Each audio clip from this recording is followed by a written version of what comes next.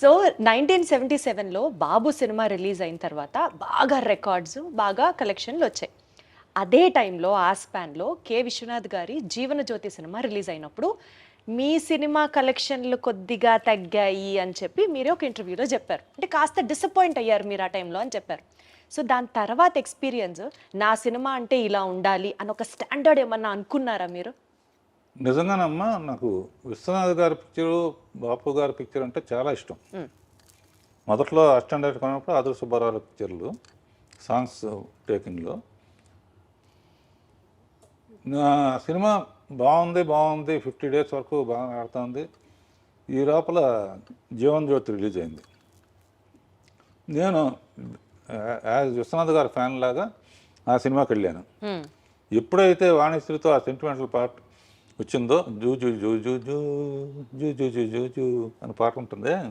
ఆ పాట రాగానే ఒకటే అనుకున్నా, మన థియేటర్లో ఈ ఒక్క పాట కోసం మన థియేటర్లో వాళ్ళందరూ కూడా జూ జూ జూ అంటే విశ్వనాథ్ గారి థియేటర్కి వెళ్ళిపోతారు అని స్పోర్టివ్గానే తీసుకున్నామ్మా. తీసుకుని ఆయనతో కూడా నేను షేర్ చేసుకున్నా.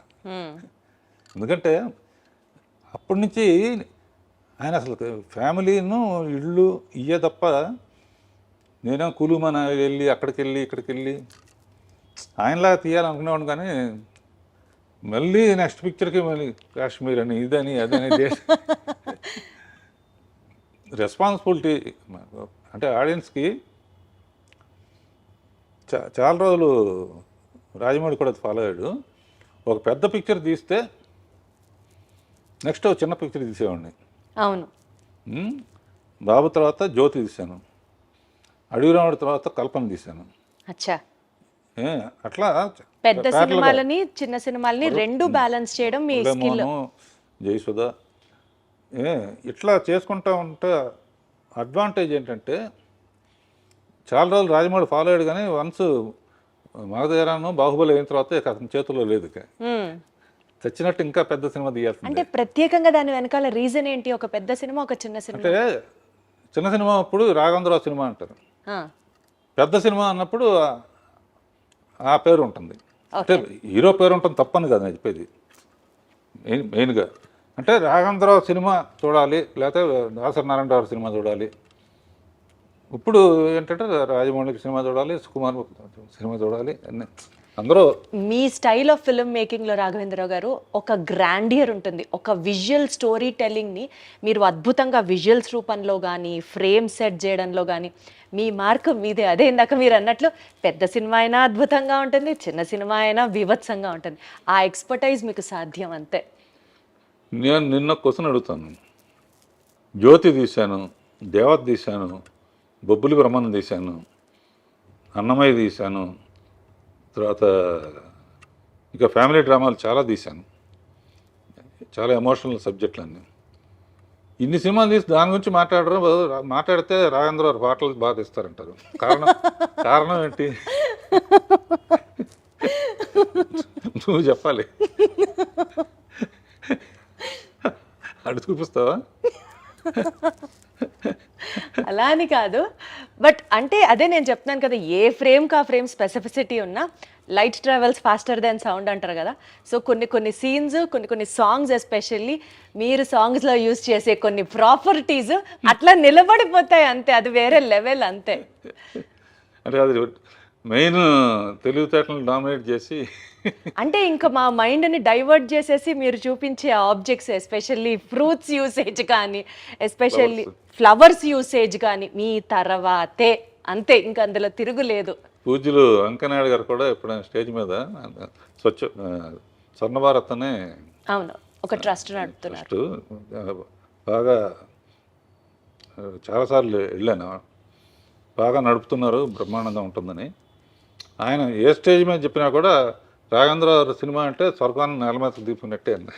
అసలు ఒక హీరోయిన్ని ఇంత అందంగా మరి ఏ దర్శకుడు చూపించలేనంత విధంగా ఆవిడ ఎంట్రీ కానీ, మీరిచ్చే ఆ షార్ట్స్, ఆ పూలు మధ్యలో అసలు వేరే లెవెల్. రాఘవేంద్రరావు గారు అదృష్టం చేసుకొని ఉండాలంతే ఆ సినిమాలో, మీ సినిమాలో నటించాలన్నా, ఒక చిన్న భాగం అవ్వాలన్నా. నువ్వు కూడా చేద్దు కానీ ఎప్పుడైనా. ఆహా, తదాస్తు. ఇది ఎప్పుడో అవుతుంది, నెరవేరాలని కోరుకుంటున్నాను నేను కూడా. అంటే ఇందాక మీరు చెప్పినట్లు ఆ జీవన్ జ్యోతి సినిమా హాల్లోంచి చూసి మీరు బయటకు వస్తూ ఉన్న తర్వాత మేబీ అదే మీ స్ఫూర్తేమో. లేడీ ఓరియంటెడ్ సినిమాలు జ్యోతి, ఆమె కథ, అమరదీపం ఇట్లాంటివి మీరు చేసినప్పుడు అప్పట్లోనే లేడీ ఆడియన్స్ని, ఫ్యామిలీ ఆడియన్స్ని కూడా టార్గెట్ చేయాలి అని అనిపించిందా మీకు? ఒక స్ట్రెచ్లో ఆ సినిమాలు తీసుకుంటూ వచ్చారు. అట్లా అనిపించే ప్లాన్ చేశానమ్మా. ఎందుకంటే జ్యోతి అయిన తర్వాత చాలామంది నాకు అన్నీ అటువంటివి ఆఫర్ చేశారు. ఆఫర్ చేస్తే నేను తొందరపడి అటు వెళ్తే ఇప్పుడు సంచి పుచ్చుకుని ఇది ఇంటర్నేషనల్ ఫిల్మ్ ఫెస్టివల్ చుట్టూ తిరిగేవాడిని. వెయిట్ చేశాను కాబట్టి అడవి రమణ వచ్చింది. అదే కదా అసలు ఆ సినిమా కలెక్షన్లు రాఘవేంద్రరావు గారు అప్పట్లోనే 4 కోట్లు, ఇవాళ రోజున 5,000 కోట్లతో సుమారుగా అప్రాక్సిమేట్గా సమానం. అవును, జనాభా లెక్క ప్రకారంగానే బాబోయ్, అసలు ఆ రోజులో 4 కోట్లు వసూలు చేసింది అడవి రాముడు ఫస్ట్లో. అంటే లేడీ ఓరియంటెడ్ సినిమాలు, ఫ్యామిలీ సినిమాలు చేసే మీకు అప్పట్లో ఒక మాస్, ఒక కమర్షియల్ సినిమాని తీయాలి, అప్పటి లెజెండరీ యాక్టర్ ఎన్టీఆర్ గారితో మీరు చేయడం అనేది, ఆ డెసిషన్ తీసుకోవడానికి మీకు ఇన్స్పిరేషన్ ఏంటి? అసలు ఆయన ఒప్పుకున్నాడు నా డైరెక్షను అని తెలియగానే ఇక ఆయన సినిమాలు మళ్ళీ ఒకసారి బెదవాడ వెళ్ళిపోయి ఒకసారి రిలీజ్ అయ్యాయి కదమ్మా. ఆయన సినిమాను చూశాను. ఆయన కనపడితేనే పూలు వేయటం లేకపోతే హారతలు వేయటం చేస్తారు. నడిచి వస్తేనే అలా చేస్తున్నారు. ఏనుగు మీద వస్తే ఎలా ఉంటుంది అని ఏనుగు మీద, అవును, గజారోహణం ఏదో అంటారుగా. ఏనుగు మీద వస్తే, ఏనుగు మీద రావాలంటే అడవికి వెళ్ళాలి. అడవికి వెళ్ళాలంటే వాడు టార్జాన్ అయి ఉండాలి. టార్జాన్కి సూట్ అవ్వదు. అప్పుడు ఏం చేయాలని ఆలోచించి ఎప్పుడు ఫారెస్ట్ ఆఫీసరు విలన్స్ కుమ్మక్కవుతారు. ఈ సిన్సియర్ ఆఫీసర్గా ముందే ఆఫీసర్గా వెళ్తే డ్యూయట్లకి రొమాన్స్కి ఛాన్స్ ఉండదు. ఎన్ని ఆలోచించారు అసలు. అందునే ఫస్ట్ ఎన్ని స్టడీ చేయడానికని మామూలు మనిషిగా వచ్చి అక్కడున్న ట్రైబల్స్ని వాళ్ళ గొప్పతనం చెబుతూ కొన్ని రోజులైన తర్వాత నాకు భయం వేస్తున్నాను. అప్పటికి రామారావు కృష్ణుడి ఫోటోలు కానీ రాముడి ఫోటోలు కానీ ఇళ్లలో పెట్టుకునేవాళ్ళు.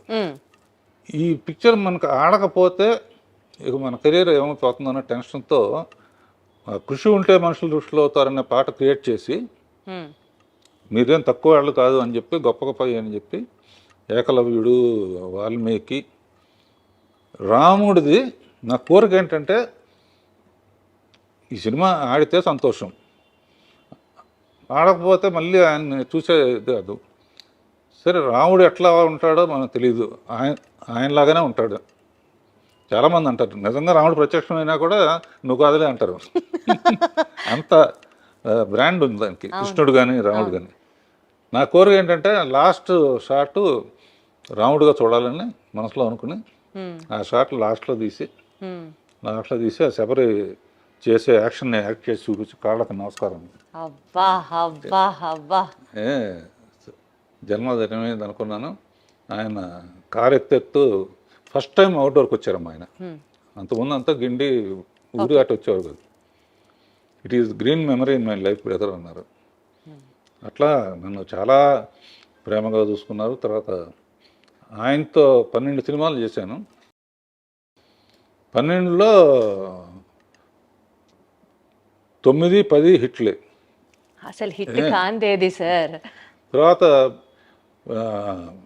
చిరంజీవితో 14 తీశాను. 14 సినిమాలు చిరంజీవి గారితో.